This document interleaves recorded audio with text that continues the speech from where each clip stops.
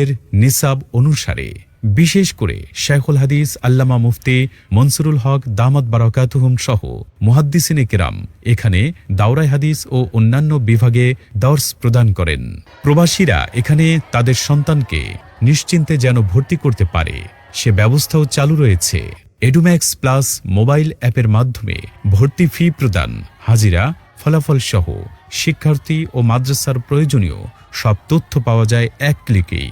বছর জুড়ে পরিকল্পিত পাঠদানের জন্য শুরুতেই প্রদান করা হয় বার্ষিক ক্যালেন্ডার। শিক্ষার্থীদের নিয়মিত পরিবেশন করা হয় স্বাস্থ্যসম্মত খাবার।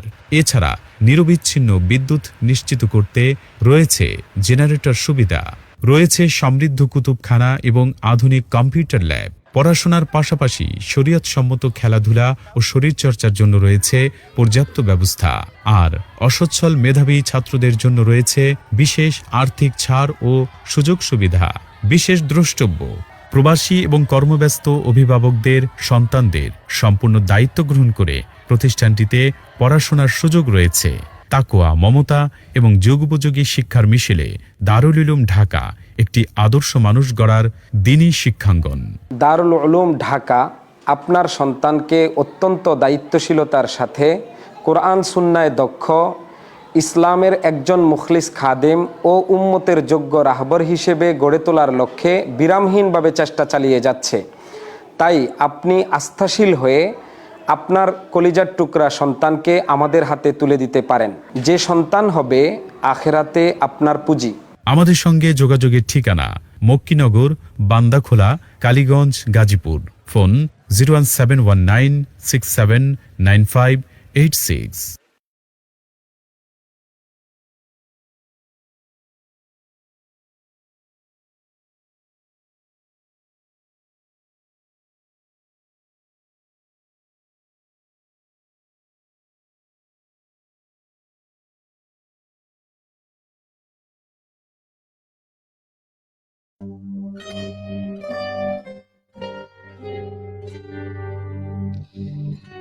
আসসালামু আলাইকুম। স্বাগত জানাচ্ছি ঢাকা এফএম 90.4-এ।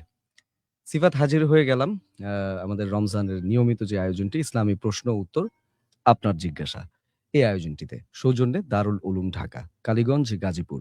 এবং আজকেও কিন্তু আমরা আপনাদের যেই প্রশ্নগুলো আছে সেই প্রশ্নগুলোর উত্তর আমাদের সাথে উপস্থিত মোহতারামের কাছ থেকে কুরআন এবং সুন্নাহর আলোকে জেনে নিব অবশ্যই। তবে সেজন্য আপনাকে যেটা করতে হবে সেটা হচ্ছে আমাকে এসএমএস বা WhatsApp এর মাধ্যমে জানাতে পারেন আপনার প্রশ্নগুলো। সেই ক্ষেত্রে আমাদের নম্বরটি হচ্ছে 01841904904 এবং আমাদের Facebook এর ঠিকানাটি হচ্ছে facebook.com/iloveDhakaFM এবং আরেকটা বিশেষ কথা যে আজকে আমরা একটু বিলম্ব করেই আমাদের শুরু করতে হয়েছে। কারণ অমর একুশে বইমেলার উদ্বোধন অনুষ্ঠানে বাংলা একাডেমি প্রাঙ্গণ থেকে কিন্তু সরাসরি যে অনুষ্ঠানটি সম্প্রচারিত হচ্ছিল তারপরেই কিন্তু আমরা আসলে যুক্ত হলাম আপনাদের সঙ্গে। আশা করি আমাদের এই লাইভটি বেশি, বেশি করে আপনি শেয়ার করে দিবেন। আপনার বন্ধু-বান্ধব মানে প্রতিবেশী হোক বা আপনার Facebook এর প্রোফাইল পেজ, গ্রুপ যেখানেই আপনি আছেন সেখানে অবশ্যই একটু কষ্ট করে শেয়ার করে দিবেন। এটা আপনার কিন্তু দিনই দায়িত্ব আসলে এবং সকলেই কিন্তু এটাতে উপকৃত হবেন। তো আমাদের সঙ্গে যুক্ত হয়েছেন মোহতারাম মুফতি আব্দুল মজিদ। আসসালামু আলাইকুম মোহতারাম, কেমন আছেন আপনি? ওয়ালাইকুম আসসালাম রাহমাতুল্লাহি ওয়া বারাকাতুহু। জি আলহামদুলিল্লাহ, আল্লাহ পাক ভালো রেখেছেন। নাহমাদুহু ওয়া নুসাল্লি আলা রাসূলিহিল কারীম, আম্মা বাদ। জি, মোহতারাম আমরা আজকেও আমাদের প্রশ্ন উত্তর পর্বে চলে যাব। তবে সবার ১ম এ আমি আপনার কাছ থেকে কিছু গুরুত্বপূর্ণ কথা শুনে তারপরে আমরা আমাদের প্রশ্ন পর্বে চলে যাব। যে আজকে যে গুরুত্বপূর্ণ বিষয় নিয়ে আমরা আলোচনা করব সেটা হচ্ছে মানব জীবনকে আল্লাহ তাআলা ৩ টা ভাগে বিভক্ত করেছেন। একটা ভাগ আমরা মাতৃগর্ভে পার করে আসি ১০ মাস। একটা ভাগ এখন পার করছি ৬০, ৭০, ৮০ যাকে যতটুকু আল্লাহ তাআলা দেন। অর্থাৎ মৃত্যুর আগ পর্যন্ত, কবরে যাওয়ার আগ পর্যন্ত। আরেকটা ভাগ হচ্ছে আমরা বা মৃত্যুর পরে অনন্তকাল যার শুরু আছে শেষ নেই। তাহলে আমরা ৩ টা পার্ট পাচ্ছি। একটা পার্ট মাতৃগর্ভে, একটা পার্ট মাতৃগর্ভের থেকে বের হওয়ার পরে কবরে যাওয়ার আগ পর্যন্ত, আরেকটা পার্ট হচ্ছে মৃত্যুর পরে আ আপনার অনন্তকাল। এই যে ৩ টা পার্ট, এই ৩ টা পার্টের ৩ টার আলাদা ভিন্ন, ভিন্ন উদ্দেশ্য আছে। মাতৃগর্ভের মধ্যে যে পার্টটা আমরা পার করে আসি, সেই পার্টটা হচ্ছে দুনিয়াতে ৬০-৭০ বছর চলাফেরার জন্য একটা সুন্দর পরিপাটি সুসজ্জিত দেহ দরকার। এই দেহটা বিনির্মাণের একটা টাইম দরকার। এই টাইমটা আমরা মাতৃগর্ভে পার করে আসি। তো মাতৃগর্ভে থাকার উদ্দেশ্য হচ্ছে দুনিয়াতে চলার জন্য দৈহিক যে একটা কাঠামো দরকার, সেই কাঠামোটা আ নির্মাণের একটা সময় প্রয়োজন। সেই সময়টা আমরা মাতৃগর্ভে পার করে আসি। প্রত্যেক বস্তু নির্মাণের জন্য কিন্তু একটা ইঞ্জিনিয়ার দরকার, একটা পরিকল্পনা দরকার, একটা মেধা দরকার হয়। ঠিক আছে? আপনি রাস্তায় যে গাড়িটাতে আজকে বসে আছেন, এই গাড়িটা ফ্যাক্টরিতে যখন তৈরি হয়েছে, তখন কিন্তু প্রত্যেকটা পার্টস কোথায় লাগবে, প্রত্যেকটা পার্টসের কি প্রয়োজন, গাড়ির কোন সমস্যা দূর করার জন্য কোন পার্টসটা কোথায় স্থাপন করতে হবে, এটা অপরিহার্যভাবে একটা মেধার প্রয়োজন। সেই মেধাটা ব্যয় করার পরে গাড়িটা যখন পূর্ণতা পায়, তখন তাকে ফ্যাক্টরি থেকে রোডে বের করে দেওয়া হয়। ঠিক মাতৃগর্ভে আপনি আ চলবেন দুনিয়াতে এসে। ফলে আপনার দুনিয়াতে চলতে হলে পা দরকার।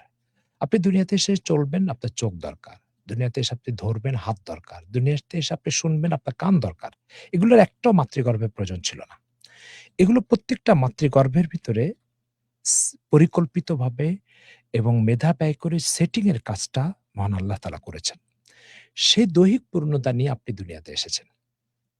এখানে এসেছেন কি উদ্দেশ্যে এখানে ৬০-৭০ বছর দেওয়া হয়েছে যেটা আখিরাতের অনন্তকালের প্রস্তুতি নেওয়ার জন্য। অর্থাৎ অনন্তকালে আপনার ঈমান ও আমলের পরিপূর্ণতা দরকার। সেই ঈমান ও আমলের পরিপূর্ণতা নির্মাণ করার জন্য আপনাকে দুনিয়াতে পাঠানো হয়েছে। ফলে আপনি আজকে দুনিয়াতে আছেন কি উদ্দেশ্যে? আজকে দুনিয়াতে আসছেন পরবর্তী পার্ট যেটা আখিরাতের পার্ট আসছে সে পার্টের পূর্ব প্রস্তুতির জন্য। তাহলে মাতৃগর্ভেরটাও একটা প্রস্তুতি আর এখানকার টাইমে একটা প্রস্তুতি। মাতৃগর্ভের প্রস্তুতিটা হচ্ছে দৈহিক কাঠামো নির্মাণের জন্য। এখানকার প্রস্তুতি হচ্ছে ঈমান আর আমলের কাঠামো নির্মাণ করার জন্য। আর, আর এই দুটোর সমন্বয়ে যে ঈমান ও আমল তৈরি হবে সেটা আপনি আখিরাতের জগতে ভোগ করবেন। তো আখিরাতটা হচ্ছে ভোগ করার জন্য। তার আগে প্রস্তুতির জন্য। খেয়াল করলে আপনি দেখতে পাবেন মাতৃগর্ভে কেউ যদি কোনো শূন্যতা নিয়ে চলে আসে, হাত না নিয়ে আসলো, পা না নিয়ে আসলো, সেটা কিন্তু এখানে এসে পূরণের কোনো ব্যবস্থা নাই। এখানে আসার পরে আপনাকে মাতৃগর্ভের যেই আ ঘাটতি, সেই ঘাটতি পূরণ না করে যদি ওখান থেকে আসেন তাহলে এখানে এটা পূরণ হবে না। কখনো কোনো ব্যবস্থা নেই।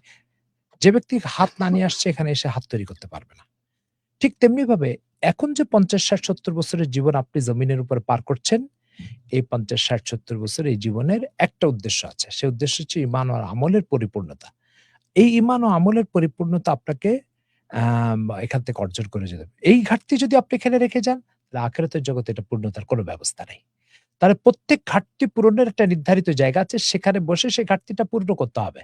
সুতরাং আপনি মাতৃগর্ভের ঘাটতি সেখানে পূর্ণ করতে হবে, এখানকার ঘাটতি এখানে পূর্ণ করতে হবে। এখানকার ঘাটতি দিয়ে আপনি কবরে চলে যাবেন, কবরে এটা পূরণের কোনো ব্যবস্থা নেই। ফলে অপরিহার্যভাবে আপনাকে দুনিয়াতে ঈমান ও আমলের পরিপূর্ণ প্রস্তুতি নিয়ে তারপরে এখান থেকে যেতে হবে। এই বাস্তবতাগুলো পৃথিবীর কোনো ফিলোসফিতে আর এই বাস্তবতাগুলো পৃথিবীর কোনো দার্শনিকের দর্শনের ভিতরে আপনি পাবেন না। এটা একমাত্র মহান স্রষ্টা আল্লাহ কর্তৃক প্রেরিত কোরআন ও সুন্নাতে আপনি পাবেন। সেজন্য আসুন আজকে আমরা এখান থেকে দুটো বিষয়ে করি, প্রস্তুতি নিই বা অঙ্গীকার করি। একটা অঙ্গীকার হচ্ছে আমরা যেমন প্রত্যেকে চাই যে মাতৃগর্ভের থেকে আমার সন্তানটা পরিপূর্ণ দৈহিক কাঠামো নিয়ে আসুক, কোনো ঘাটতি আর শূন্যতা নিয়ে না আসুক। তেমনিভাবে আমি আপনি অঙ্গীকার করি যে আমরা জমিন থেকে যাওয়ার আগে ঈমান ও আমলের আ পরিপূর্ণ ঈমান ও আমল নিয়ে যাব। ঈমান ও আমলের কাঠামোতে কোনো ঘাটতি রেখে কবরে যাব না। ইনশাআল্লাহ। এই এই অঙ্গীকার করে আমরা আজকে আমাদের প্রশ্নোত্তর পর্বে চলে যাচ্ছি। জি। ধন্যবাদ মোহতারাম। সম্মানিত শ্রোতা এবং দর্শক, আপনি দেখছেন এবং শুনছেন ইসলামী প্রশ্ন উত্তর আপনার জিজ্ঞাসা সৌজন্যে দারুল উলুম ঢাকা, কালীগঞ্জ, গাজীপুর। ঢাকার অদূরেই কিন্তু এই দারুল উলুম ঢাকা মাদ্রাসাটি গড়ে উঠেছে। দারুল উলুম ঢাকা গাজীপুরের কালীগঞ্জের মক্কিনগরে গড়ে উঠেছে একটি আদর্শ দ্বীনি শিক্ষা প্রতিষ্ঠান। যত্নশীল পরিবেশে এখানে গড়ে তোলা হচ্ছে আগামীর যোগ্য আলেম ও আলোকিত মানুষ। এই মাদ্রাসায় আপনার সন্তানের জন্য রয়েছে সুবিশাল ক্যাম্পাস, খেলার মাঠ, নিরাপত্তা বেষ্টিত এলাকা, স্বাস্থ্যসম্মত খাবার ও ২৪ ঘন্টা বিদ্যুৎ সুবিধা। আছে কম্পিউটার ল্যাব ও শরীরচর্চার ব্যবস্থা। আর্থিকভাবে অসচ্ছল শিক্ষার্থীদের জন্য কিন্তু রয়েছে বিশেষ ছাড়। মক্তব থেকে দাওরায়ে হাদিস পর্যন্ত সব বিভাগ এক ছাদের নিচে। দেশ বরেণ্য ওলামায়ে কেরামের তত্ত্বাবধানে এবং দারুল উলুম দেওবন্দের নেসাব অনুসারে কিন্তু পরিচালিত হয়। প্রবাসীরাও নিশ্চিন্তে আপনার সন্তানকে এখানে ভর্তি করাতে পারেন এবং এডুম্যাক্স অ্যাপের মাধ্যমে কিন্তু এক ক্লিকেই যাবতীয় তথ্য যেমন ফি, হাজিরা, ফলাফল অন্যান্য তথ্য কিন্তু আপনি পেয়ে যাবেন। দারুল উলুম ঢাকা আদর্শ মানুষ গড়ার একটি নির্ভরযোগ্য দ্বীনি শিক্ষাঙ্গন এবং চলছে এই আয়োজনটির সৌজন্যে কিন্তু তারা আছেন দারুল উলুম ঢাকা এবং আয়োজনটির নাম হচ্ছে আপনার জিজ্ঞাসা। ইসলামী প্রশ্ন ও উত্তর নিয়ে কিন্তু আমাদের এই আয়োজনটির সাথে আছেন মোহতারাম মুফতি আব্দুল মজিদ। মোহতারাম, আমাদের কাছে অনেকগুলো প্রশ্ন চলে এসেছে। আমি একে, একে আপনার কাছ থেকে সেই প্রশ্নগুলোর উত্তর বা সেই প্রশ্নগুলোর কি উত্তর হতে পারে সেগুলো একটু জেনে নিব। আমাদের মোহাম্মদ রতন আলী তিনি লিখেছেন, আসসালামু আলাইকুম হুজুর, মাযহাব কি মানা ফরজ কিনা? জি, প্রথম কথা হচ্ছে যে মাযহাবের অর্থ হচ্ছে আ ইসলামী স্কলারদের মতামত ও সিদ্ধান্ত।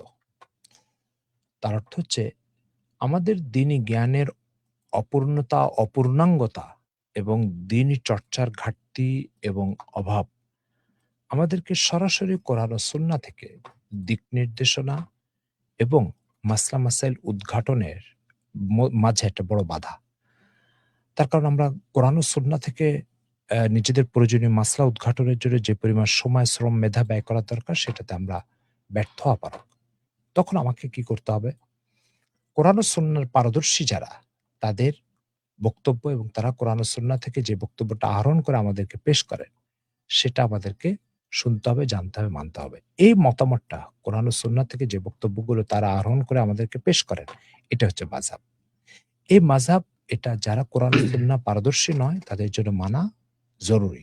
নতুবা তারা বিভ্রান্ত হবে এবং আ যেটা দিন সেটাকে দিন না মনে করে, যেটাকে দিন নয় সেটাকে দিন মনে করে আমল করা শুরু করবে। এজন্য নিরাপদ ব্যবস্থা হচ্ছে মাযহাব মানা এবং এর উপরেই চলার চেষ্টা করা। জি। মাওলানা ফরিদ উদ্দিন তিনি আমাদেরকে প্রশ্ন করেছিলেন যে বিভিন্ন জায়গায় মসজিদ কিংবা মাদ্রাসায় ইফতারির জন্য খেজুর দান করে। সেটা যদি জাকাতের টাকার মাধ্যমে হয় তাহলে কি তার জাকাত আদায় হবে? আর সেই জাকাতের খেজুর কি সকলে ইফতার করতে পারবে কিনা? দেখুন, যাকাতের টাকা দিয়ে ইফতারি দেওয়া এটা ঝুঁকিপূর্ণ এবং আ কাজটা যথেষ্ট আ বা আপত্তিকর। তার কারণ হচ্ছে এই ইফতারিতে ওই সমস্ত মানুষও শরিক হয় যারা যাকাত খাওয়ার যোগ্য না। তো আপনি যদি যাকাতের টাকা দিয়ে খেজুর কিনে খান, তাহলে যাকাত যে খাওয়ার যোগ্য নয় তাকে আপনি খেজুর খাইয়ে দিলেন। এটা তো যাকাত আদায় হবে না। তার কারণ হচ্ছে গরিবের হক আপনি ধনীকে খাওয়াবেন কেন? এইজন্য যারা যাকাত খাওয়ার যোগ্য নয় তাদেরকে আপনি খেজুর দিতে পারেন না। এইজন্য নিশ্চিত যে যাকাত খাওয়ার যোগ্য তাকেই আপনি ইফতারি কিনে দেন যাকাতের টাকা দিয়ে বা আর্থিকভাবে সহযোগিতা করেন। এই ধরনের অ্যা জায়গা যেখানে যাকাত খাওয়া, যাকাতের যোগ্য ব্যক্তিও প্রবেশ করতে পারে, আবার যাকাতের অযোগ্য ব্যক্তিও প্রবেশ করতে পারে, সেখানে এই ধরনের যাকাতের টাকা দিয়ে ইফতারি বিতরণ করাটা মোটেও উচিত নয়। জি। ধন্যবাদ মোহতারাম। আমাদের সঙ্গে আরো আছেন হচ্ছে আশরাফুল আলম সাউথ বাড্ডা থেকে। ঘুমের মধ্যে রমজান মাসে কয়েকবার বোবায় বা অন্ধ জিন ধরে। রমজান মাসে যে তো শয়তান বাধা থাকে, তাহলে এমন কেন হয়? আপনার এই কথার দুটো তাৎপর্য আছে। একটা তাৎপর্য হচ্ছে যে ঘুমের ভিতরে যে এই ধরনের এলোমেলো অবস্থার সৃষ্টি হয়, এই এলোমেলো অবস্থার জন্য যে একমাত্র শয়তানই দায়ী তা না। তার কারণ হচ্ছে অ্যা এটা শয়তান ছাড়াও হতে পারে, একটা বিষয়। ২ নম্বর বিষয় হচ্ছে একটা ফ্যানের সুইচ বন্ধ করে দেওয়ার পরেও কিন্তু কিছুক্ষণ ফ্যান ঘুরে। তার অর্থ হচ্ছে বিদ্যুৎ চলে গেছে, বিদ্যুৎ বন্ধ হয়ে গেছে কিন্তু বিদ্যুতের একটা প্রভাব থেকে যায়। তো ঠিক তেমনিভাবে শয়তান বাধা থাকে কিন্তু শয়তানের একটা প্রভাব থেকে যেতে পারে। হ্যাঁ, গাড়ি ব্রেক করলেই থামে না। ব্রেক করার পরেও কিছুক্ষণ চলতে থাকে। তো শয়তান বাধা হয়ে গেছে কিন্তু শয়তান যে প্রভাবটা মানুষের হৃদয়ে রেখে গেছে সে প্রভাবটা চলতে পারে। তো সেইজন্য আম আ আ আপনার যে এলোমেলো অবস্থার কথা বলছেন ঘুমের ভিতরে, সে এলোমেলো অবস্থার একমাত্র কারণ যে শয়তান সেটা নাও হতে পারে। আবার শয়তানের একটা প্রভাব থেকে হতে পারে, সেটাও হতে পারে। জি। ধন্যবাদ মোহতারাম। আমাদের কাছে আরো প্রশ্ন করেছেন হচ্ছে জুনায়েদ আহমেদ, জুনায়েদ আহমেদ। আসসালামু আলাইকুম মোহতারাম, কেমন আছেন? গতকালকে আমি একটা প্রশ্ন করেছিলাম যে আমি সামান্য জমি বন্ধক রেখেছি এই শর্তে যে আমি এই জমি ভোগ করব। তবে প্রতি বছর মূল টাকা থেকে ৫০০ অথবা ১,০০০ জমির ভাড়া হিসেবে কেটে নেওয়া হবে। এই পদ্ধতিটি কি জায়েজ হবে? জানালে উপকৃত হব। জাযাকাল্লাহ। দেখুন, এই ধরনের বন্ধক লেনদেন করাই উচিত না। তার কারণ হচ্ছে এগুলো আপনি যে পন্থায় অবলম্বন করেন মাকরু থেকে এটা খালি না। তার কারণ কোরআন ও সুন্নাতে এটা স্পষ্টভাবে আছে যে কোনো ঋণ দিয়ে তার সুবিধা ভোগ করা জায়েজ নেই। তো যার জমি আপনি ভোগ করবেন তাকে আপনি তার আগে ঋণ দিয়েছেন, আর ঋণ দিয়ে আপনি তার জমির সুবিধা ভোগ করছেন। এটা সুদের সাথে সাদৃশ্যতা রাখে, এই জন্য এটা উচিত নয়, এটা পরিহার করা উচিত। এরপরে যে বিষয়টা সেটা হচ্ছে, যদি কেউ এটা করে ফেলে, ধরেন এরকম একটা বন্ধকের নাজায়েজ পন্থা কেউ অনুসরণ করলো, তার জন্য পরামর্শ হচ্ছে যে আপনি ঋণের একটা আলাদা চুক্তি করেন, তার সাথে আর কোনো কথা থাকবে না। যে সুলতান খালেদকে ১০,০০০ টাকা ঋণ দিল, ব্যাস ঋণ দিল, ১ বছর পরে ঋণ পরিশোধ করবে, শেষ। এটার সাথে আর কোনো কিছু সম্পর্ক নেই। এবার আসলো জমি, সেটা হচ্ছে সুলতান যে ঋণ গ্রহণ করলো, খালিদ যে ঋণ গ্রহণ করলো, সে সুলতানকে ১ বিঘা জমি দিবে, এই জমির একটা ভাড়া চুক্তি করে নেবে যে মাসে বা বছরে এত টাকা ভাড়া দিতে হবে। এরকম আলাদা দুটো চুক্তি করবে। এটা কিছুটা হারাম থেকে বাঁচার রাস্তা, কিন্তু এটাও পরিহার করতে পারলে ভালো। জি। ধন্যবাদ মোহতারাম। আমাদের সঙ্গে রাসেল হোসেন আছেন। আসসালামু আলাইকুম হুজুর। রোজা অবস্থায় গোসল ফরজ হয়ে গেলে কিভাবে ফরজ গোসল করব? ফরজ গোসলের জন্য আপনাকে ১ম এ ২ হাতের গিরা পর্যন্ত ৩ বার ধুতে হবে। এরপরে ভালো করে লজ্জাস্থান ধুতে হবে। এরপরে শরীরের যে জায়গাগুলোতে নাপাক লেগেছে সেই জায়গাগুলো ধুয়ে ফেলতে হবে। এরপরে কাপড়ে যে জায়গাগুলোতে নাপাক লেগেছে সেটাও ডলে, ডলে ধুতে হবে। এরপর আপনাকে অজু করতে হবে, তারপরে গোসল করতে হবে। এইভাবে সব ফরজ গোসল আপনি করবেন। পার্থক্য হচ্ছে, রমজানের বাইরে যখন আপনি ফরজ গোসল করবেন তখন আপনি গড় করে কুলি করবেন না। কিন্তু কুলি করবেন। আর রমজানের ভিতরে যখন আপনি গোসল করবেন তখন গড় করে কুলি করার দরকার নেই। আশা করি বুঝতে পেরেছেন। জি। ধন্যবাদ মোহতারাম। আমাদেরকে খুব বেশি করে শেয়ার করে দিতে বলিস জি, আমাদের জি। শ্রোতাবৃন্দকে। আমি এটা ১ম এ বলেছি, তারপরও হুম। আবারও বলব, যারা এখন যুক্ত হয়েছেন আমাদের সঙ্গে, আ আপনারা সেভাবে একটা কথা, জি, এই যে আমরা ফরজ গোসলের নিয়মের কথা বললাম না? জি, আমি জীবনে অসংখ্য এমন মানুষ পেয়েছি ২ টা ৩ টা ৪ টা বাচ্চা হয়ে গেছে। সে ফরজ গোসল কেমন করতে এটা জানে না। জানেন না। তার জি, মানে যখন ফরজ গোসল করার সিস্টেম ওনার জানা থাকবে তখন ওর নামাজ হবে না, রোজা হবে না, ইবাদত বান্দিগি হবে না। জি। তো এই অনুষ্ঠানটা যদি উনি শেয়ার করে দেন আর একটা লোককে এই অন্ধকার থেকে উঠায় নিয়ে আসতে পারেন যে তার কানে ফরজ গোসলের পন্থা পদ্ধতিটা পৌঁছে গেছে, জি, তাহলে তার জীবনের কত নামাজ শুদ্ধ হয়ে যাবে, কত ইবাদত শুদ্ধ হয়ে যাবে। শুধু আপনার শেয়ারের কারণে আলহামদুলিল্লাহ। আপনি সব সওয়াব পেয়ে যাবেন। জি। জি। তো আশা করি এটার আসলে গুরুত্বটা আপনি বুঝতে পারছেন এই শেয়ারের, এই আয়োজনটি। তো আপনাকে আমি এটা অনুরোধ করব, আমার যেই সম্মানিত শ্রোতা এবং দর্শক দেখছেন, একটু বেশি, বেশি করে এটা শেয়ার করে দিবেন এবং আপনাদের আসলে ধন্যবাদ জানাতেই হয়। কারণ আপনারা ১ম দিন থেকে আমাদেরকে যে পরিমাণ ভালোবাসা এবং আপনাদের আগ্রহ প্রকাশ করেছেন, এজন্য আপনাদের জন্য রইল অনেক, অনেক ধন্যবাদ। আল্লাহ পাক সবাইকে ভালো রাখুক, সুস্থ রাখুক, আমরা দোয়া করি। এবং এটা হচ্ছে আমাদেরও একটা অনুরোধ এবং আপনার একটা দ্বীনি দায়িত্ব যে এটা বেশি, বেশি করে আয়োজনটি শেয়ার করা সকলের কাছে। এবং আপনার ঘরেও যারা আছেন, আপনারা কিন্তু একেবারে পুরা লাউড এ শুনতে পারেন। আ অনেক সময় হয় কিন্তু যে এটা ঘরের ভিতরে আপনি আছেন, আপনি একেবারে পরিবারের সবাইকে নিয়ে, এই সময় তো আসলে তেমন কোনো খুব একটা ব্যস্ততা যে থাকে তা কিন্তু না। তো সবাই মিলে কিন্তু একসাথে আপনারা দেখতে পারেন এই লাইভটি, এবং এতে কি হবে যে আপনার সবাই একসাথে বসে, পরিবারের সবাই একসাথে সময়ও পার করলেন এবং একটা খুব ভালো জিনিস, ভালো একটা দিনই শিক্ষা কিন্তু আপনি পেয়ে গেলেন। তো বেশি, বেশি করে শেয়ার করবেন, এটা হচ্ছে আমার অনুরোধ। আমি আমার পরবর্তী প্রশ্নে চলে যাই। মোহতারামা একজন আমাদেরকে এসএমএস করেছিলেন। ওই বন্ধুর নাম হচ্ছে দিনার, সিলেট থেকে। তিনি লিখেছেন যে জানাজার নামাজ কিভাবে পড়তে হয়, এবং তার ২য় প্রশ্নটি হচ্ছে একজন মৃতের মুখ কে দেখতে পারবে? জানাজার নামাজ কিভাবে পড়তে হয়? জানাজার নামাজের ২ টা ফরজ। একটা ফরজ হচ্ছে দাঁড়িয়ে জানাজার নামাজ পড়া। আরেকটা ফরজ হচ্ছে ৪ তাকবীরের সাথে জানাজার নামাজ পড়া। এই দুটো কাজ ফরজ। এরপরে জানাজার নামাজের আ আনুষঙ্গিক আরো যে ২-৪ টা কাজ আছে সেটা অবশ্য ফরজ নয়। সেটা হচ্ছে, ১ম এ আপনি ৪ তাকবীরের ১ম তাকবীর দিবেন আল্লাহু আকবার। এরপরে সানা পড়বেন। এরপর আপনি আরেকটা তাকবীর দিবেন। এরপর আপনি দুরূদ শরীফ পড়বেন। এরপর আপনি ৩য় তাকবীর দিবেন। তখন আপনি আ ইয়ে জানাজার মাইয়াতের জন্য একটা দোয়া আছে। সে দোয়াটা পড়বেন। এরপর আপনি আবার আল্লাহু আকবার বলবেন। তারপর আপনার ৪র্থ তাকবীর হয়ে যাবে। জানাজার নামাজ শেষ হয়ে যাবে। জি। ধন্যবাদ মোহতারাম। আমাদের কাছে প্রশ্ন করেছিলেন হচ্ছে মাওলানা ফরিদ উদ্দিন, মসজিদ বা আ মসজিদ বা মাদ্রাসায় যে ইফতার দেয় সেটা অতিরিক্ত হওয়ার কারণে সেটা বিক্রি করে কি কোনো কাজে লাগানো যাবে কিনা? না, ১ম এ চেষ্টা করবে এই ইফতারটা খাওয়ার পরে যদি বেঁচে যায় তাহলে আপামর মানুষের মধ্যে এটা বন্টন করে দিবে। জি। এটা হচ্ছে উত্তম। যদি বন্টন করে দেওয়ার সুযোগ থাকে। আর যদি দেখা যাবে বন্টন করে দেওয়ার সুযোগ নাই, তখন যদি এটা বিক্রি করে, বন্টনের চেষ্টা করার পরে নষ্ট হওয়ার উপক্রম, তখন বিক্রি করার সুযোগ আছে। তার আগে না। জি। ধন্যবাদ মোহতারাম। আমাদের সঙ্গে আছেন, আচ্ছা, আসসালামু আলাইকুম মোহতারাম, কেমন আছেন আপনি? আমার জন্য খাস করে দোয়া করবেন। ছোট বোনের পায়ের ভিতরে শ্বেত আছে। এখন যদি ডাক্তার মাধ্যমে প্লাস্টিক সার্জারি করি, এক্ষেত্রে কি বিবাহের জন্য জায়েজ হবে কিনা? দেখুন, শ্বেত এটা একটা রোগ। আর এই রোগের চিকিৎসা হিসেবে আপনি যদি সার্জারি করেন, জায়েজ আছে, অসুবিধা নেই। কিন্তু আল্লাহ তাআলার নিয়মতান্ত্রিক যে শরীরের কাঠামো সেটাকে পরিবর্তন করা সার্জারির মাধ্যমে এটা জায়েজ নেই। জি। জি, আমাদেরকে আমিনুল ইসলাম হৃদয় লিখেছিলেন, হুজুর তারাবির নামাজ কি সুন্নত না নফল? আর কি নিয়ত করব তারাবির নামাজে? তারাবির নামাজ এটা হচ্ছে নফল। এই তারাবির নামাজ সুন্নতে মুআক্কাদা। এবং এই সুন্নতে মুআক্কাদা পড়া জরুরি, না পড়লে গুনাহগার হবে ব্যক্তি। জি। ধন্যবাদ মোহতারাম। আমাদের একজন বন্ধু তিনি লিখছেন, গতবারের কুরবানির গোশত এই রমজান মাসেও আছে। এই গোশত কি এখন খাওয়া যাবে? অনেকে বলে কুরবানির গোশত তাড়াতাড়ি শেষ করতে হয়। উত্তরটা দয়া করে জানাবেন।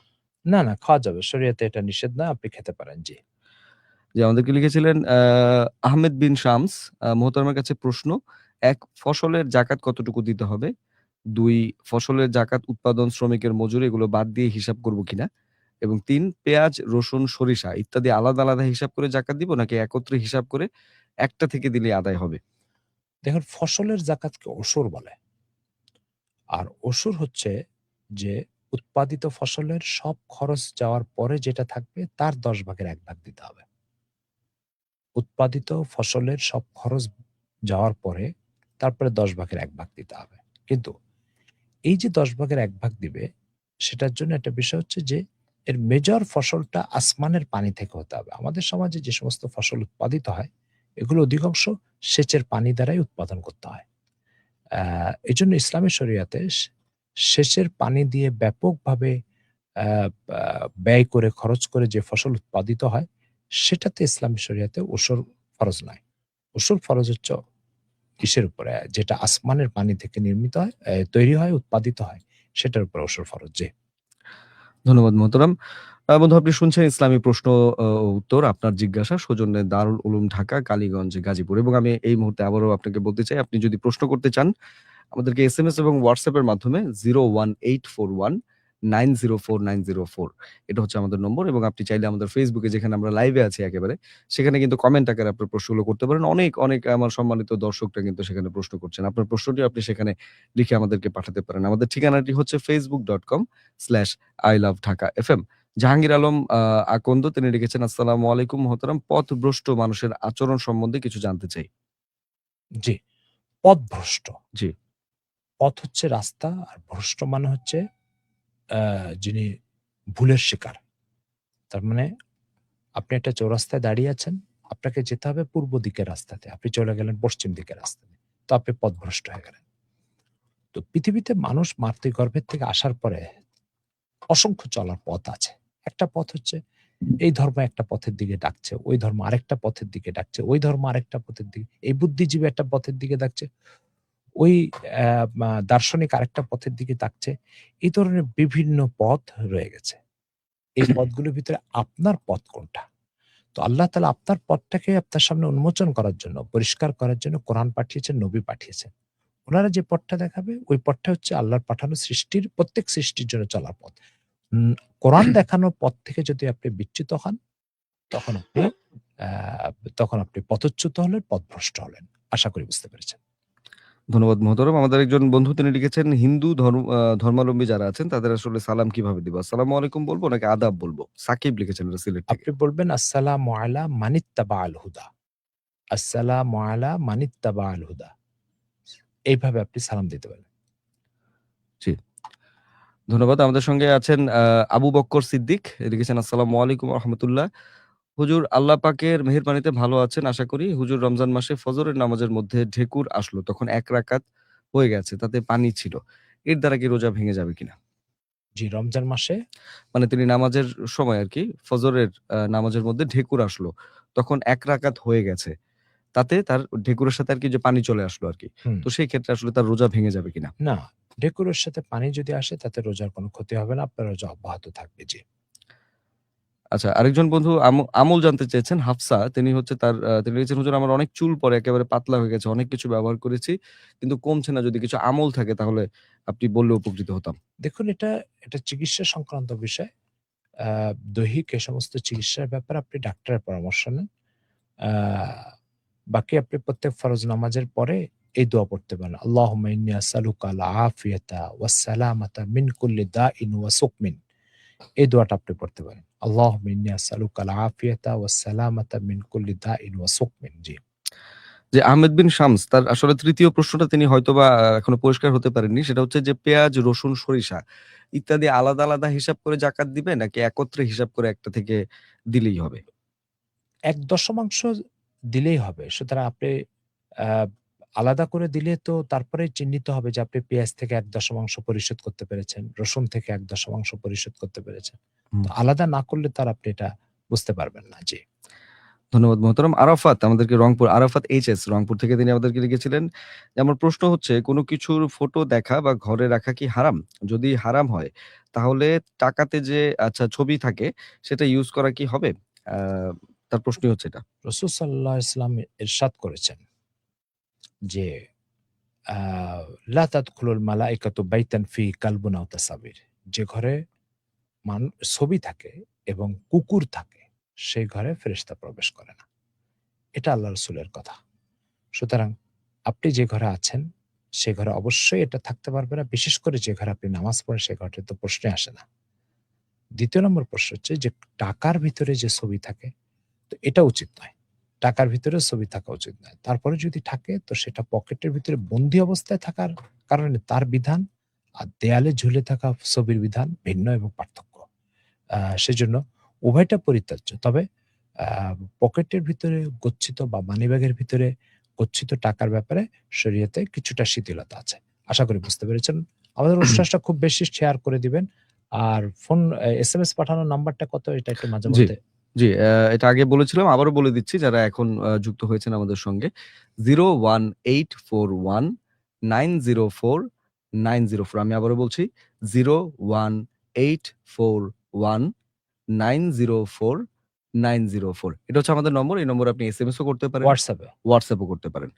যেকোনোভাবে আপনি যদি আমাদের কাছে লিখে পাঠান আমরা কিন্তু আপনার অপশন মানে প্রশ্নটি পেয়ে যাব। তবে সকলের কাছে অনুরোধ থাকবে যে এই নম্বরটিতে আপনারা অবশ্যই কল দিবেন না। কারণ কল দিতে, দিতে একটা সময় কিন্তু খুব স্বয়ংক্রিয়ভাবেই আপনি ব্লক হয়ে যেতে পারেন। তো সেক্ষেত্রে আমি অনুরোধ করব যে আপনার যে প্রশ্নটি সেটি আপনি অবশ্যই লিখে পাঠাবেন আমাদের কাছে। আচ্ছা, আমাদের সঙ্গে আছেন এমডি আমিন এন। তিনি লিখেছেন, "আমি যদি বলি যে আপনার জমিটা আমি কিনে নিলাম। আপনার টাকা-পয়সা হলে আমি আপনার জমি আবার আপনার কাছে বিক্রি করে দিব। এরকম শর্ত দিয়ে যদি কেনা হয়, আর জমির জন্য তাকে যদি আমি প্রতি মাসে ৫০০-১,০০০ টাকা দেই তাহলে কি এটা জায়েজ হবে কিনা?" যেটার মোটামুটি একটা আমরা এই প্রশ্নটারই মনে হয় হ্যাঁ, একটা উনি যেটা বলেছে যে আপনার থেকে আমি এই জমিটা কিনে নিলাম। আর যখন আপনি আমাকে এই টাকাটা জোগাড় করে আবার ফিরিয়ে দিতে পারবেন, তখন আমি জমি ব্যাক দিব। জি, এটাকে বাইবেল অফা বলে। এই বাইবেল অফারটা শরীয়তে জায়েজ আছে। অসুবিধা নেই। কিন্তু সেখানে আবার ভাড়ার প্রশ্ন থাকবে কেন? কারণ বিক্রিত জিনিস যখন ক্রেতার হাতে চলে যাবে, তখন তো এটার শতভাগ মালিক সে। তো সেখানে আবার ভাড়ার কোনো প্রশ্ন বা আ ভাড়ার কোনো কথা উঠতে পারে না। জি। সেজন্য আ এই পন্থাতেও আপনি করতে পারেন। জি। জি, হাবিব বিন জয়নাল আবেদীন তিনি লিখেছেন, "হুজুর রমাদানে রোজা রেখে কি রক্ত দেয়া যাবে কিনা?" জি। রমজানে রোজা রেখে রক্ত দেওয়া নেওয়া উভয়টাই জায়েজ। জি। আ ফিরোজ লিখেছিলেন, ফয়সাল আহমেদ ফিরোজ, "হুজুর রোজা অবস্থায় রক্ত বের হলে কি রোজার কোনো ত্রুটি হবে কিনা?" রোজা অবস্থায় যদি রক্ত রক্ত বের হয় আরকি। বের হয়ে যায়। জি। আচ্ছা, ঠিক বলছেন। আ রোজা অবস্থায় যদি শরীর থেকে রক্ত বের হয়, তাহলে রোজার কোনো ক্ষতি হবে না। জি। আ মামুন আহমেদ শেখ তিনি লিখেছেন, "আসসালামু আলাইকুম ওয়া রাহমাতুল্লাহ। হুজুর আমার একটা প্রশ্ন। একজন মুসলিম যদি নামাজ আল্লাহর হুকুম আহকাম না মানে কিন্তু সে মুসলিম, তাহলে কি সে মৃত্যুর পর জান্নাত পাবে?" দেখুন, জান্নাত পাবে কি পাবে না এটা তো আল্লাহর হাতে। কিন্তু আল্লাহ তাআলা কোরআন মজিদে বলেছেন যে, "মা সালাকাকুম ফি সাকার? ক্বালু লাম নাকু মিনাল মুসাল্লিন।" তোমাদেরকে কোন জিনিস জাহান্নামে নিয়ে আসলো? তো তারা বলছে যে, আমরা নামাজ পড়তাম না। তো বোঝা গেল যে জাহান্নামে যারা নামাজ পড়ে না তাদের জন্য জাহান্নাম বরাদ্দ, কোরআনের এই আয়াত থেকে স্পষ্ট। এখন বিষয়টা হচ্ছে আল্লাহ ক্ষমা করবেন কি করবেন না সেটা তো আল্লাহ তাআলা বলতে পারে। আ যে নামাজ পড়ল না তার স্রষ্টার হাতে বিষয়টা। এটা আমাদের হাতে না। জি। ধন্যবাদ মোহতারাম। আমি আমার সকল সম্মানিত শ্রোতা এবং দর্শকদের উদ্দেশ্যে বলতে চাই, ঢাকার অদূরে দারুল উলুম ঢাকা গাজীপুরের কালীগঞ্জের মক্কিনগরে গড়ে উঠেছে একটি আদর্শ দ্বীনি শিক্ষা প্রতিষ্ঠান। যত্নশীল পরিবেশে এখানে কিন্তু গড়ে তোলা হচ্ছে আগামীর যোগ্য আলেম ও আলোকিত মানুষ। এই মাদ্রাসায় আপনার সন্তানের জন্য রয়েছে সুবিশাল ক্যাম্পাস, খেলার মাঠ, নিরাপত্তা বেষ্টিত এলাকা, স্বাস্থ্যসম্মত খাবার এবং ২৪ ঘন্টা বিদ্যুৎ সরবরাহ তো আছেই। আছে কম্পিউটার ল্যাব ও শরীরচর্চার ব্যবস্থা। আর্থিকভাবে অসচ্ছল শিক্ষার্থীদের জন্য রয়েছে বিশেষ ছাড়। মক্তব থেকে দাওরায়ে হাদিস পর্যন্ত সব বিভাগ এক ছাদের নিচে কিন্তু আপনি এই মাদ্রাসায় পেয়ে যাচ্ছেন। দেশ বরেণ্য ওলামায়ে কেরামের তত্ত্বাবধানে এবং দারুল উলুম দেওবন্দের নিসাব অনুসারে কিন্তু এটি পরিচালিত হয়। প্রবাসীরাও নিশ্চিন্তে নিজের সন্তানকে কিন্তু এখানে ভর্তি করাতে পারেন এবং এডুম্যাক্স অ্যাপের মাধ্যমে কিন্তু এক ক্লিকেই সকল তথ্য আপনার সন্তানের ভর্তি ফি, হাজিরা, ফলাফল সহ এই মাদ্রাসার যে যাবতীয় তথ্য আছে, এই তথ্যগুলো কিন্তু আপনি এই অ্যাপের মাধ্যমে পেয়ে যাবেন। অ্যাপটির নাম হচ্ছে এডুম্যাক্স। দারুল উলুম ঢাকা আদর্শ মানুষ গড়ার একটি নির্ভরযোগ্য দ্বীনি শিক্ষাঙ্গন। আমরা আবারও আমাদের প্রশ্নে চলে যাচ্ছি এবং যে আয়োজনটি আপনি শুনছেন, দেখছেন, আয়োজনটির নাম আপনার জিজ্ঞাসা। সৌজন্যে দারুল উলুম ঢাকা, কালীগঞ্জে গাজীপুর এবং সাথে আছেন মোহতারাম মুফতি আব্দুল মজিদ। আমরা তার কাছ থেকে কিন্তু আপনার প্রশ্নগুলোর উত্তর জানার চেষ্টা করছি। আমাদের সঙ্গে আছেন অবসান। তিনি লিখেছেন, আসসালামু আলাইকুম সিফাত ভাই, কেমন আছেন? ওয়ালাইকুম আসসালাম। আলহামদুলিল্লাহ অবসান। আলহামদুলিল্লাহ খুব ভালো আছি। আচ্ছা, তিনি লিখেছেন আমার তার প্রশ্নটা হচ্ছে, আমার ছেলের আকিকা এখনো দেইনি। ছেলের বয়স ৭ বছর। ছেলের জন্য আকিকার ২ টা ছাগল কোরবানি দিতে হয়। আমি কি একটা ছাগল একবার পরে আবার একটা ছাগল কোরবানি করা যাবে কিনা? অথবা আমি আমার এক বন্ধুর ছাগল পালন করে তার কাছে ২ টি ছাগল কাছ থেকে ২ টি ছাগল কিনলাম। টাকাটা তাকে ২-৩ মাস পরে পরিশোধ করলাম। টাকা পরিশোধ করার পর ওই ছাগলগুলো আমার বাসায় এনে কোরবানি দিব। পরিশোধ করার আগ পর্যন্ত তার কাছে থাকবে। এটা করা যাবে কিনা? প্রথম প্রশ্ন হচ্ছে যে ২ টা বাচ্চা কোরবানি করতে ২ টা ছাগল কোরবানি এই আকিকার জন্য জবাই দিতে হবে। একটা দেওয়ার সামর্থ্য উনার আছে। জি, আরেকটা উনি জোগাড় করতে পারছেন না। জি। হ্যাঁ? আ দুই ছেলে মানে হলে ওটা আরেকটা তিনি পরে করতে পারবেন জি। কিনা আরকি? ছেলে হলে ২ টা ছাগল কোরবানি, মেয়ে হলে ১ টা ছাগল কোরবানি। এটা শরীয়তের বিধান।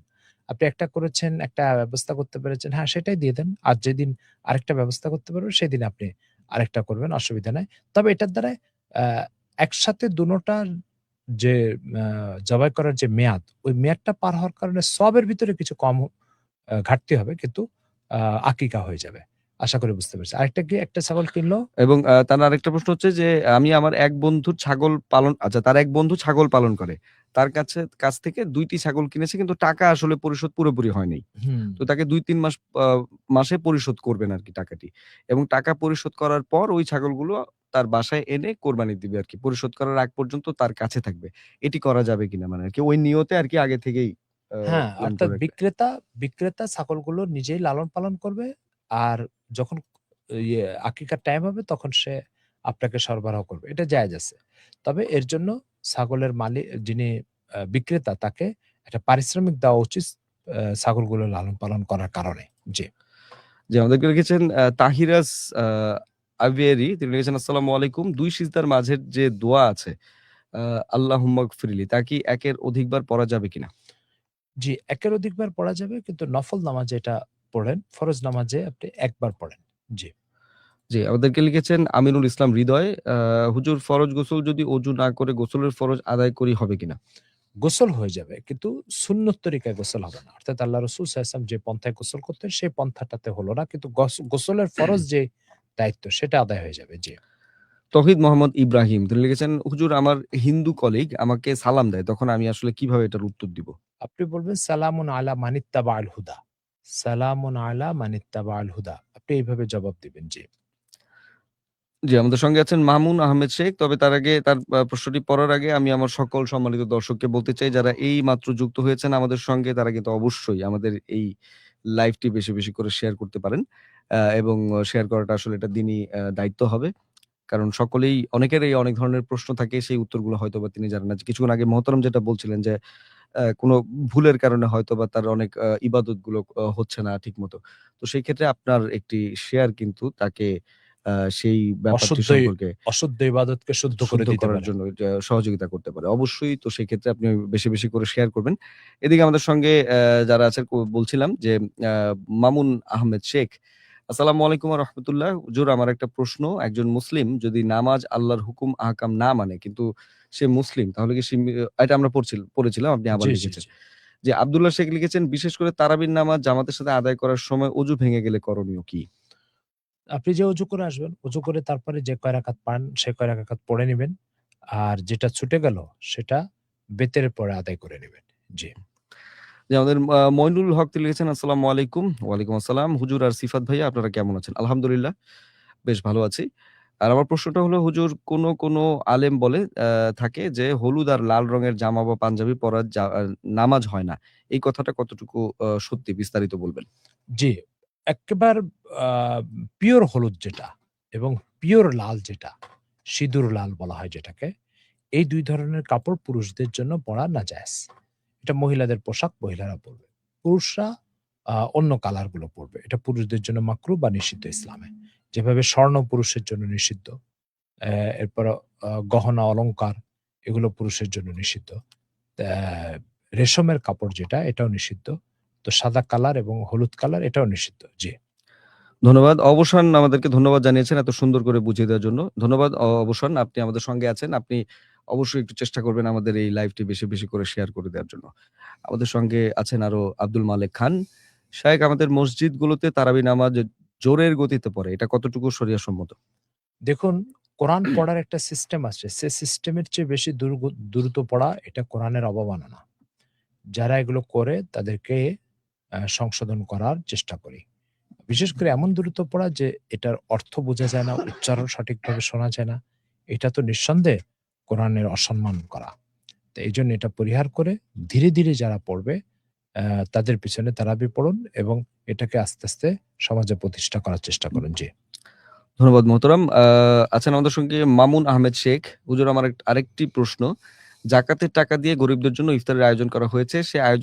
যে আয়োজন করেছে সে কি ইফতার খেতে পারবে? না, যিনি জাকাতের টাকা দিয়ে ইফতারের আয়োজন করেছে সেও ইফতার খেতে পারবে না। কারণ নিজের জাকাতের টাকা নিজে খাওয়া জায়েজ নাই। আশা করি বুঝতে পেরেছেন। আ আচ্ছা। আছেন আমাদের সঙ্গে আরো আসসালামু আলাইকুম। আমার ২ টা বিষয় জানার ছিল। আমরা ইভেন্ট ম্যানেজমেন্ট এর কাজ করি। বিশেষ করে বিয়ের ডেকোরেশন করি। এই কাজটি ইসলামের দৃষ্টিতে হালাল নাকি হারাম? যদি কোন নির্দিষ্ট শর্ত থাকে তাহলে দয়া করে জানালে উপকৃত হতাম। তার আরেকটা প্রশ্ন আছে, আমরা কি সেটা এই উত্তর জানার পরে ওইটা করব প্রশ্নটা? হ্যাঁ, উত্তর জানার পরে দেখুন, জি। আপনি যে ইভেন্ট ম্যানেজমেন্ট এর কাজ করেন, ইভেন্ট ম্যানেজমেন্টটা আমাদের সমাজের যে পদ্ধতিতে হয়, এই পদ্ধতির ভিতরে অনেকগুলো অসঙ্গতি এবং শরীয়ত বিরোধী কাজ আছে। যেমন ছেলে-মেয়েকে এক জায়গায় বসানোর একটা ব্যবস্থা করা হয়, যেখানে দর্শকরা আসবে, যাবে, দেখবে। প্রশ্ন হচ্ছে ছেলেকে বিবাহ করলো একজন, সেই মেয়েটাকে সাজিয়ে গুছিয়ে হাজার জনের দেখার জায়গায় উন্মুক্ত করে দেওয়া বা বসার ব্যবস্থা করা, এটা শরীয়ত বিরোধী কাজ।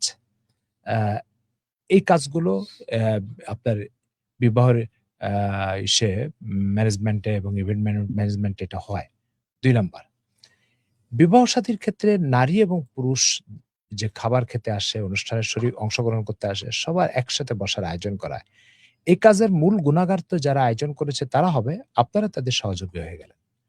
তো এই সমস্ত বিষয়গুলো পর্দা রক্ষা করা এবং নারীর ইজ্জত আবরু রক্ষা করা, এগুলোর যদি নিশ্চয়তা থাকে তাহলে আপনাদের এই কাজগুলো দর্শনীয় নয়। আপনাদের জন্য গানের স্টেজও তৈরি করতে হয়। গান এটা হারাম, স্টেজ তৈরি করাও গানের জন্য এটা হারাম। এটাও আপনাকে পরিহার করতে হবে। এই শর্তগুলো ঠিক রেখে আপনি করতে পারেন। জি। জি, তার ২য় প্রশ্নটা ছিল, আমাদের একটা গাড়ি আছে যা ব্যক্তিগত কাজের প্রয়োজনে ব্যবহার করি। এই গাড়ির উপর কি যাকাত ফরজ হবে? হলে কিভাবে হিসাব করতে হবে? না, গাড়ির উপরে যাকাত ফরজ না। আপনি গাড়ি ব্যবহার করছেন, ভাড়া দিয়েছেন, ভাড়া উঠায় খাচ্ছেন, এটাতে এই গাড়িতে যাকাত ফরজ হবে না। যাকাত ফরজ হবে কোন গাড়িতে আমি বলি। যে সমস্ত শোরুমে গাড়ি রাখা হয় এবং সেগুলো বেচাকেনা করা হয়। সে সমস্ত শোরুমের গাড়িগুলো আ আপনার আ সেগুলোতে যাকাত আসবে। কারণ সেগুলো ব্যবসায়িক পণ্য। ব্যবসায়িক পণ্যতে যাকাত ফরজ হয়। জি। জি, আমাদেরকে এসএমএস এ জানিয়েছিলেন মিরাজ। আসসালামু আলাইকুম। ওয়ালাইকুম আসসালাম। হযরত আমার প্রস্রাব শেষে একটু চাপ দিলে ধাতু বের হয়। বাট সেটি যদি রোজা অবস্থায় হয় তাহলে কি আমার রোজা ভেঙে যাবে কিনা? অ্যান্ড এটার আসলে চিকিৎসা কিভাবে করব একটু বললে ভালো হয়। দেখুন, এটাতে রোজা ভাঙবে না। কারণ আ মানুষের বীর্য বের হওয়ার পরে রোজা ইসের জন্য রোজা ভাঙার জন্য শর্ত হচ্ছে সেটা উত্তেজনার সাথে বের হতে হবে। তো আপনার এটা তো উত্তেজনা ছাড়া স্বাভাবিকভাবেই বের হওয়া অসুস্থতার কারণে এর জন্য রোজার কোনো ক্ষতি হবে না। ২য় নম্বর বিষয় হচ্ছে যে এটা চিকিৎসা, এটা ডাক্তারের সাথে পরামর্শ করুন। এটা স্বাস্থ্যগত বিষয়। এটা দ্বীন ও শরীয়তের হালাল হারাম জায়েজ না জায়েজের বিষয় নয়। জি। যে আমাদেরকে একজন বন্ধু তিনি প্রশ্ন করেছিলেন কিন্তু তার নাম লিখেননি। নামটা লিখলে ভালো হতো। তিনি লিখেছেন আল্লাহ পাক যেন তাড়াতাড়ি দোয়া কবুল করেন। তার জন্য আসলে কি আমল করা যায়? দেখুন কোরআন মজিদে আল্লাহ তাআলা বলছেন, "ইন্না লিকুল্লি শাইইন আজালাম মুসাম্মা।" প্রত্যেকটা বস্তুর আল্লাহর পক্ষ থেকে একটা সুনির্ধারিত টাইম আছে এবং সেই টাইমের জন্য আপনাকে অপেক্ষা করতে হবে। দোয়া তাড়াতাড়ি কবুল হওয়া এটার অর্থ যদি আপনি এটা ভাবেন যে আজকে আটি লাগাবেন, আজকে গাছ হয়ে যাবে, আজকে আম ধরে যাবে, সে আম আজকেই পেকে যাবে। সুতরাং সূর্য ডোবার আগে, আগে সে আমকে আমাকে বাসায় ফিরতে হবে। এই চিন্তা যদি আপনি করেন তাহলে তো এটা আল্লাহ তাআলার কুদরত ও সিস্টেম এবং আল্লাহ তাআলার নিজাম বিরোধী কাজ। আল্লাহ তাআলা এই ধরনের সিস্টেম বিরোধী কাজ কখনো করতেও পারেন কিন্তু সাধারণত করেন না। সেজন্য আপনাকে আপনার দোয়া কবুলের জন্য একটা টাইম অপেক্ষা করতে হবে এবং এই টাইম কতটুকু অপেক্ষা করতে হবে এটা আপনার স্রষ্টার উপরে ছেড়ে দেন। কারণ তিনি আপনার চেয়ে বেশি প্রজ্ঞার অধিকারী। উদাহরণস্বরূপ আমি একটা ইয়ে বলি। বা আমরা যখন জন্মগ্রহণ করেছি তখন আমাদের মুখে দাঁত ছিল না। কেন? দাঁত প্রয়োজন নেই। আমরা তো জন্মের পরে দুধ খাবো। দুধ খাওয়ার জন্য তো দাঁতের কোনো দরকার নেই। কিন্তু দেখেন ধীরে, ধীরে যখন আপনি শক্ত খাবার খাওয়া শুরু করছেন, ঠিক ওই টাইমে আপনার দাঁতও ওঠা শুরু হয়েছে। তাহলে দাঁত এখন কোন ব্যক্তি যদি চায় যে আমি যেদিন জন্মগ্রহণ করব সেদিন আমার হাত পায়ের মতো লম্বা, লম্বা দাঁতও হবে। ঠিক আছে? তাহলে এটা আল্লাহ তাআলার সিস্টেম বিরোধী একটা প্রত্যাশা হবে। সিস্টেম বিরোধী প্রত্যাশা এটা আল্লাহর কাছে পছন্দনীয় নয়। জি। রমজান লিখেছেন আমাদেরকে ঢাকা থেকে। তিনি লিখেছেন রোজা রাখা অবস্থায় নখ, গোঁফ কাটা যাবে কিনা? জি, কাটা যাবে কোনো সমস্যা না। আপনি এটা করতে পারেন। জি। আতিকুল ইসলাম জুলহাস তিনি লিখেছেন আসসালামু আলাইকুম। সূরা তারাবির ক্ষেত্রে সূরা কতটুকু সর্বনিম্ন ছোট হতে হয়? এর চেয়ে ছোট হলে নামাজের ক্ষতি হবে। মেহেরবানি করে যদি বলতেন। কোরআন মজিদের যেকোনো ৩ টা আয়াত সেটা যতই ছোট হোক না কেন এটা তারাবির নামাজের ১ রাকাতের জন্য যথেষ্ট। আর বড় যদি হয় তাহলে ১ টা আয়াত। বড় ১ আয়াত, ছোট ৩ আয়াত। এটা ওয়াজিব, এটা আদায় করতে হবে। এর চেয়ে কম গ্রহণযোগ্য নয়। জি। আ আমাদের একজন বন্ধু তিনি লিখেছেন হচ্ছে যে একটি মেয়ের দাঁত বড় ছোট। এখন সে দাঁত কেটে ছোট করতে চায়। এখানে কি সৃষ্টির পরিবর্তন হবে কিনা? আ দাঁত কেটে ছোট হ্যাঁ, এটা সৃষ্টির পরিবর্তন আসবে। দাঁত ছোট বড় এটা আম আ যেমন কোনো ব্যক্তির কথার কথা। আ বা তার কোনো পা বড় হয়েছে, আরেক পা ছোট হয়েছে। তো এটা আ কাটা-ছাঁটা একটা হচ্ছে আমি এটা আরেকটু খুলে বলি। আল্লাহ তাআলার সৃষ্টির যে বিধানগুলো স্বাভাবিকভাবে চলে আসছে, সেটাতে রাজি না হওয়া এটা উচিত নয়। আ একজন খুব কৌতুক করে সুন্দর করে বলছিলেন, আ একজন নারী খুব চমৎকার করে মেকআপ করছে। তো আরেকজন কৌতুক করে বলছে যে, "দেখো এই নারীকে তার স্বামী, বাবা এরা কখনো সন্তুষ্ট করতে পারবে না। কেন?" বলছে, "দেখো আল্লাহ তাআলা তাকে কি সুন্দর দৈহিক কাঠামো দিয়েছে, সে সেটাতে সন্তুষ্ট না। অতিরিক্ত আরো মেকআপ লাগাতে চায়।" তো আ এইজন্য আল্লাহ তাআলা আপনাকে যা দিয়েছে সেটাতে আপনি সন্তুষ্ট থাকার চেষ্টা করেন। এর অর্থ আমরা এটা বলছি না যে কোনো নারী যদি পর্দা রক্ষা করে মেকআপ করতে চায় শরিয়তে সেটা নাজায়েজ, সেটা আমরা বলছি না। সেটা সে করতে পারে। কিন্তু কাটা-ছাঁটা করা, হ্যাঁ? যেটাকে স ক কোনো কষ্ট হচ্ছে না এবং কোনো ব্যাঘাত ঘটছে না, দৈনন্দিন জীবনে কাজকর্মে কোনো প্রতিবন্ধকতা সৃষ্টি হচ্ছে না। এই সমস্ত পরিস্থিতিতে আপনার অঙ্গ কেটে, দাঁত কেটে ছোট করা এগুলো আমার মনে হয় আল্লাহর সৃষ্টিতে হস্তক্ষেপ করা হবে। এটা না করাটাই ভালো। জি। জি, আমাদের যদি কোনটাতে সমস্যার সৃষ্টি হয়, জি, ঠিক আছে? সে সমস্যার সৃষ্টি হয় সেটা ভিন্ন কথা। কিন্তু সমস্যার সৃষ্টি হচ্ছে না যেটা, জি, সেটাকে কাটছাঁট না করাটাই ভালো। জি। জি। আমাদের সঙ্গে আছেন সুমাইয়া। তিনি লিখেছেন, "আসসালামু আলাইকুম হুজুর। আমি সুমাইয়া বলছি। আমার একটা প্রশ্ন হলো, রোজা অবস্থায় যদি কফ কোনভাবে পেটের ভেতর চলে যায়, তবে কি রোজা হবে কিনা?" জি, রোজা অবস্থায় যদি আপনার বের হওয়া কফ যদি আপনি গিলে ফেলেন তাহলে রোজা ভেঙে যাবে। আশা করি বুঝতে পেরেছেন। জি। রোজা রেখে রুম স্প্রে ইউজ করা যাবে কি? জি, করা যাবে। কোন সমস্যা নাই। জি। জি, আমার উপস্থিত সকল শ্রোতা দর্শকদের বলতে চাই, আপনি শুনছেন এবং দেখছেন ইসলামী প্রশ্ন উত্তর। আপনার জিজ্ঞাসা সৌজন্যে দারুল উলুম ঢাকা, কালীগঞ্জ, গাজীপুর। একটু বেশি, বেশি করে শেয়ার করে দিবেন। যদিও আমরা আস্তে, আস্তে শেষের দিকে যাচ্ছি। তবে এই পুরো রমজান জুড়েই কিন্তু শনি থেকে বৃহস্পতিবার একেবারে সরাসরি আপনি আমাদেরকে পেয়ে যাবেন এবং শুক্রবারে আপনাদের যে প্রশ্নগুলো থাকে, সেই প্রশ্নগুলো নিয়ে আমরা কিন্তু আরেকটা বিশেষ এপিসোড করি। একই সময়ে আপনি কিন্তু সেটা দেখতে পারবেন ঢাকা এফএম 90.4 এর পেইজে। তো আপনারা বেশি, বেশি করে এখান থেকে শেয়ার করবেন। আগের এপিসোডগুলো আপনি পাবেন। প্রতিটা এপিসোডে আপনি যখন শুনবেন আপনি বিভিন্ন ধরনের প্রশ্ন এবং সেই প্রশ্নগুলোর উত্তরও কিন্তু আপনি জেনে যেতে পারছেন। তো সকলের কাছে এটা সেটা পৌঁছে দেওয়াটা কিন্তু আপনার একটা দিনই দায়িত্ব। আমাদের সঙ্গে আছেন আব্দুল্লাহ সিলেট থেকে। আচ্ছা, এই প্রশ্নের উত্তর আমরা জেনেছিলাম। তারপরও আমি একটু করতে চাই। সেটা হচ্ছে যে ফরজ গোসল কিভাবে করতে হয়? যারা শুনেননি, দেখেননি তারা কিন্তু এখন আ ফরজ শুনতে পারবে। গোসলের জন্য ১ম হচ্ছে আপনার ২ হাতের গিরা পর্যন্ত ৩ বার ধোবে। এরপরে শরীরের লজ্জাস্থান ভালো করে ধুয়ে নিবে। এরপরে শরীরের যেই জায়গাগুলোতে নাপাক লেগেছে সেটা ডলে, ডলে ধুবে। এরপরে কাপড়কে ডলে, ডলে ধুবে। এরপরে আপনার অজু করবে এবং অজুর ভিতরে গড় করে কুলি করবে যদি রোজা না থাকে। এরপরে নাকের ভিতরে পানি পৌঁছানোর চেষ্টা করবে ৩ বার। এরপরে পুরা শরীর, প্রত্যেকটা লোমকূপের গোড়াও পানি পৌঁছতে হবে। পুরা শরীর ধুতে হবে। এভাবে আপনি একটা ফরজ গোসল সম্পন্ন করতে পারেন। জি। ধন্যবাদ মোহতারাম। আরাফাত লিখেছিলেন, আরাফাত এইচএস, যে আল্লাহ তো মানুষকে যেকোনো উসিলা করে জান্নাতে দিতে পারেন। তো অন্যান্য ধর্মের কেউ কি কখনো কোনো উসিলায় জান্নাতে যেতে পারবে? আমি আপনাকে একটা ছোট্ট প্রশ্ন করি। সেটা হচ্ছে, একজন লোক আপনার মুখের সামনে দাঁড়িয়ে বলল যে, "এই ৩ তালা বাড়ির মালিক আপনি না। আপনার বাড়ি আপনি নিজে নির্মাণ করেছেন। কিন্তু আপনাকে বলছে, 'এই ৩ তালা বাড়ির মালিক আপনি না।' এর পরের মিনিটে সে আপনাকে আবেদন করছে, "আপনার বাড়ির দোতলায় কি আমাকে একটু থাকতে দিবেন?" আপনি কি তার এই আবেদনটা গ্রহণ করবেন? আপনি খুব ঘৃণাভরে প্রত্যাখ্যান করবেন এবং তাকে আপনি তাড়িয়ে দিবেন। যে আমার মালিকানা অস্বীকার করে আবার আমার কাছে এই বাড়িতে থাকতে চাও কোন বিবেকে? তো যিনি অমুসলিম, আল্লাহকে স্বীকার করেন না, তিনি আল্লাহর কাছে আবার জান্নাত পাবেন কিভাবে? আপনি আল্লাহর কাছে জান্নাত পেতে হলে আগে আপনাকে তো স্বীকার করতে হবে যে, আল্লাহ আপনি আমার স্রষ্টা এবং আপনি জান্নাত জাহান্নাম সৃষ্টি করেছেন। এটার মালিকানা আপনার। আমি আপনার কাছে এটা চাই। তো আপনি যখন স্বীকারই করলেন না যে আপনার আল্লাহ আছে, আপনি স্বীকারই করলেন না আল্লাহ এই পৃথিবীর মালিক, আপনি স্বীকারই করলেন না জান্নাত জাহান্নাম আল্লাহ সৃষ্টি করেছেন।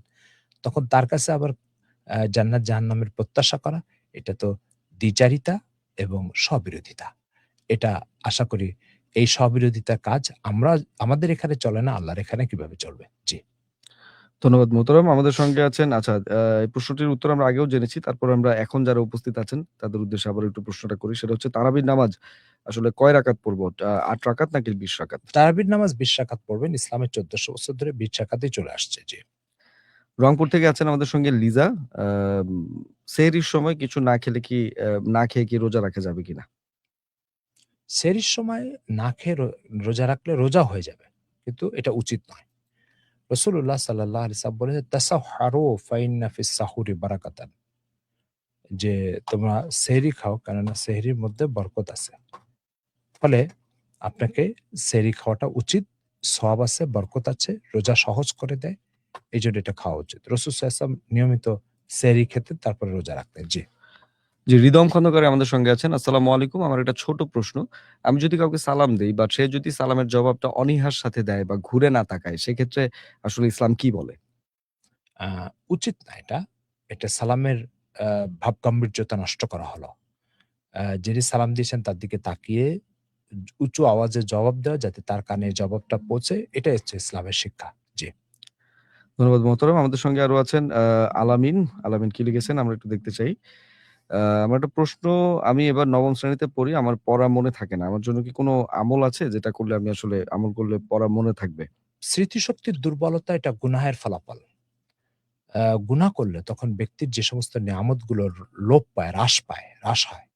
সেই নিয়ামতগুলোর একটা নিয়ামত হচ্ছে স্মৃতিশক্তি। এজন্য আপনাকে আমি পরামর্শ দিব, চোখের গুনাহ পরিহার করুন এবং দিলের গুনাহ পরিহার করুন। এই গুনাহগুলো পরিহার করলে স্মৃতিশক্তি মজবুত হবে, দৃঢ় হবে। জি।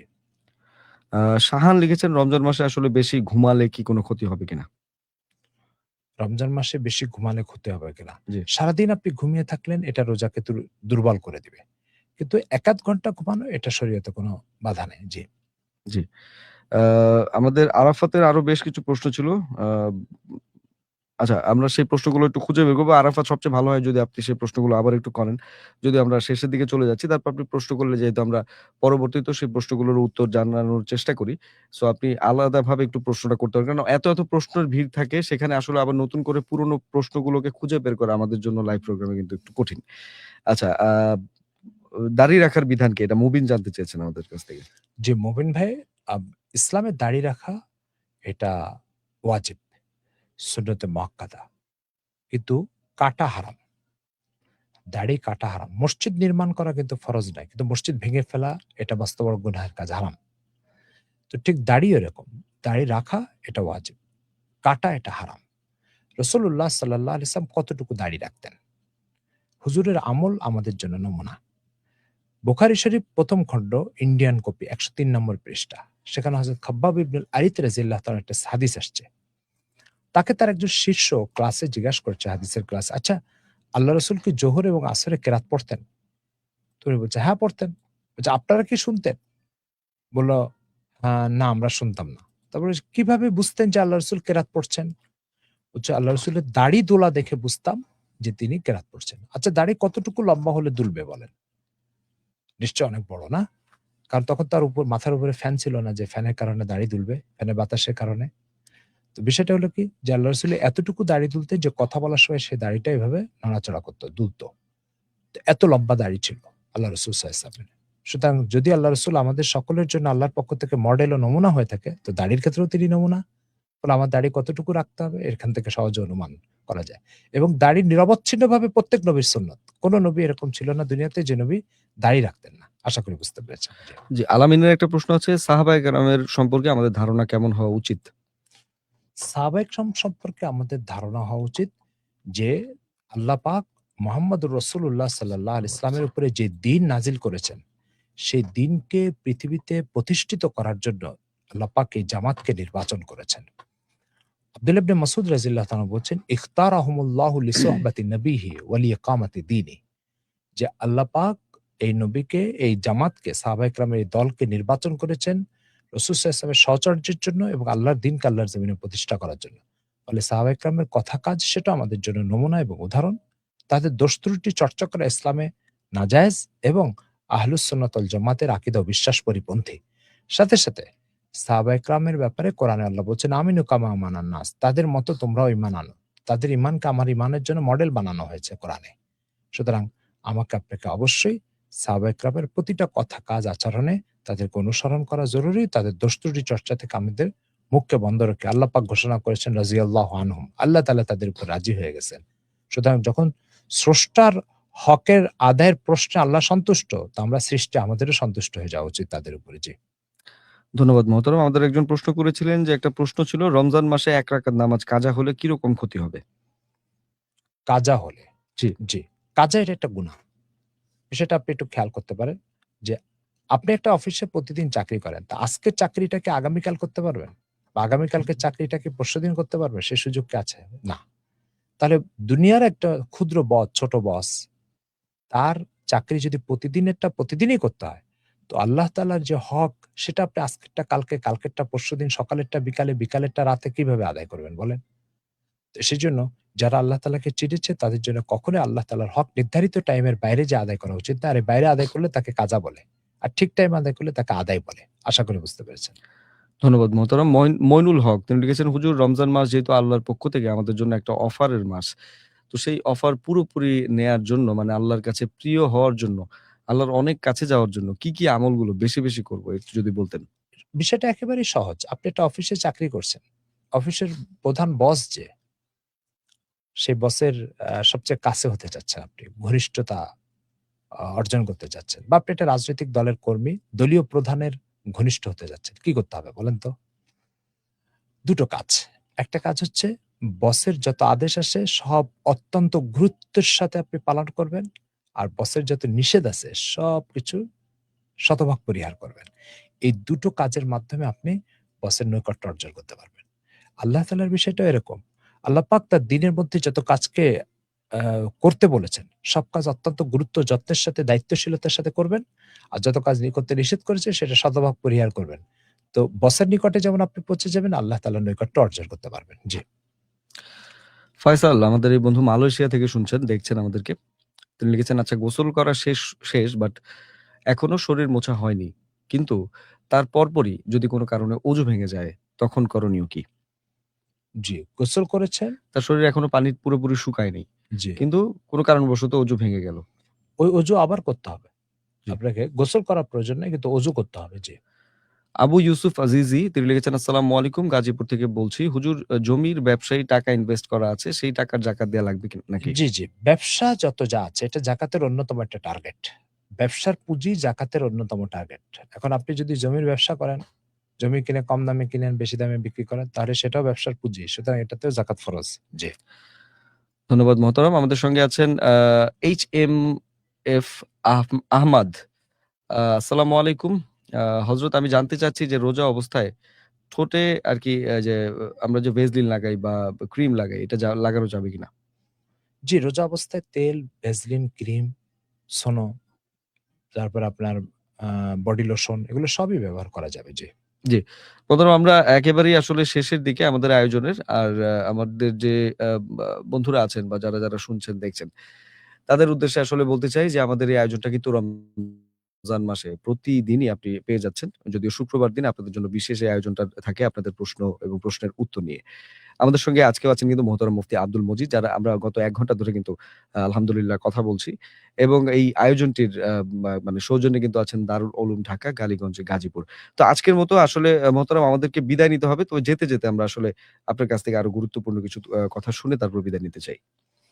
জি, আজকে আমরা একটা বিষয় বলে বিদায় নিতে চাই। জি। বিষয়টা হচ্ছে এই যে আপনি আপনার দেহটার দিকে যদি সুন্দর করে মনোযোগ দিয়ে তাকান, তাহলে দেখবেন আপনার দেহের কোথাও কোনো ত্রুটি আপনার নজরে আসবে না। যেমন আপনি একটা কাজ করতে যাচ্ছেন, কিন্তু সেই কাজের জন্য দেহের কোনো অঙ্গ পাচ্ছেন না বা সহযোগী হিসাবে কোনো অঙ্গ কাছে পাচ্ছেন না, এরকম হবে না। দেখার প্রশ্ন সাথে চোখ খুলে যাবে। শোনার প্রয়োজন সাথে কান ওপেন হয়ে যাবে। ধরার প্রয়োজন হাত নিজ জায়গা থেকে সরা শুরু হয়ে যাবে। হাঁটার প্রয়োজন পা তার মুভ করা শুরু করে দিবে। দেহের প্রত্যেকটা অঙ্গ-প্রত্যঙ্গকে আপনি আপনার যেকোনো কাজের সহযোগী হিসাবে পেতে চান, অঙ্গ-প্রত্যঙ্গ আপনাকে সাহায্য সহযোগিতা করবে। কি পরিমাণ অভিজ্ঞতা, দক্ষতা নিয়ে আপনার দেহ কাঠামোটাকে সাজানো হয়েছে, আপনি ভাবতে পারেন? এই কাজটা, এই দক্ষতা, এই কৌশলটা এটা একমাত্র মহান আল্লাহ তাআলার। যিনি এই দেহকে তৈরি করেছেন, তিনিই আবার ইসলাম নামক একটা দ্বীনকে সাজিয়েছেন। সুতরাং যদি আপনি আল্লাহর কাছ থেকে দেহ নিয়ে সন্তুষ্ট থাকেন, তাহলে এই দেহের স্রষ্টার পক্ষ থেকে পাঠানো দিন সেটা নিয়েও আপনাকে সন্তুষ্ট হতে হবে। এটা হতেই পারে না জি। যে আপনি দেহ নিবেন, কিন্তু ওই স্রষ্টার দেওয়া আবার দিন নিবেন না। এটা হতে পারে না। সেজন্য তার দেওয়া দেহর উপরে তার দিনটাকে বাস্তবায়ন করা, এটা নৈতিকতার দাবি, যৌক্তিকতার দাবি এবং স্বাভাবিক মেধা ও প্রতিভার দাবি। সুতরাং আসুন আমরা আল্লাহর দেহের উপরে আল্লাহর দ্বীনকে সেট করার চেষ্টা করি। আর এটার ভিতরে আমাদের নিরাপত্তা এবং এটার ভিতরে এটাই আমাদের জন্য নিরাপদ পন্থা। আল্লাহ তাআলা সে কথা আমাদেরকে বোঝার তৌফিক দান করেন। এগুলো আজকের মতো বিদায় নিচ্ছি। আসসালামু আলাইকুম ওয়া রাহমাতুল্লাহি ওয়া বারাকাতুহু। আসসালামু আলাইকুম। গাজীপুরের কালীগঞ্জের মক্কিনগরে মনোরম প্রকৃতিতে গড়ে উঠেছে আদর্শ দ্বীনী বিদ্যাপীঠ দারুল উলুম ঢাকা, যেখানে মমতার পরশে আমলি পরিবেশে গড়ে তোলা হচ্ছে আগামীর যোগ্য আলেম ও আলোকিত মানুষ। মুহাম্মাদুর রাসূলুল্লাহ ওয়াল্লাযীনা মা'আহু আশিদ্দাউ আলাল কুফফারি রুহামাউ